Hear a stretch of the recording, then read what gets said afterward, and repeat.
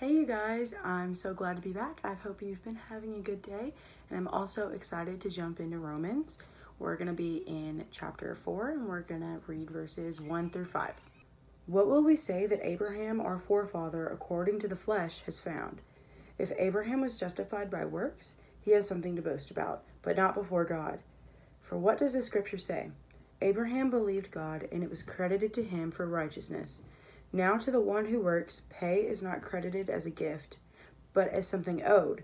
But to the one who does not work, but believes on him who declares the ungodly to be righteous, his faith is credited for righteousness. The main theme that we're talking about in these verses is righteousness. And we already know that God is the baseline for righteousness. He is perfect. Everything that he does and everything that his heart believes is righteousness. And we also already know that we can't be righteous. So say that you have a job. You work, you do your job, and then you're owed money.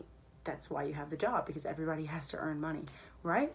This is a little different. Let's say your job description has just changed. Now your job is to be a righteous human being. Talk about oxymorons. An oxymoron is two words or phrases that are right beside each other that mean opposite things. So we're called to be righteous, even though we know that it's impossible for us to be righteous on our own. So we have to figure out a way to become righteous. Let's say that you take the works route, which is a way that a lot of people take. They do everything in their minds that is something that a righteous person would do. So let's say you are nice and kind to everybody, you love everybody. Let's say you're doing mission work and you're feeding and helping the homeless and helping the people who are in poverty. Let's say that you're telling people about God, even showing God's love to people. That's awesome, and these are things that we should be doing, but they still don't make us righteous, because it doesn't matter how many times we do righteous things, we're still not on the same level of righteousness as God. So we have to find a different route. We see Abraham talked about a lot in this chapter, and we see that Abraham is justified by his faith. He's trusted God in times where it seems almost impossible to. His wife was supposed to have a baby, even though physically his wife's womb could not house a baby. He was faithful that God would provide, even if he sacrificed his only child. It is only through putting your full faith and trust in God, who is righteous, to then achieve righteousness.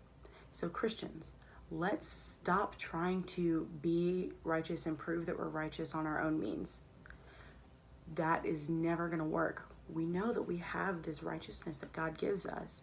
So let's give the glory to him for it. Now, say you don't know what I'm talking about with all of this righteousness and trust in God. You don't know what that looks like.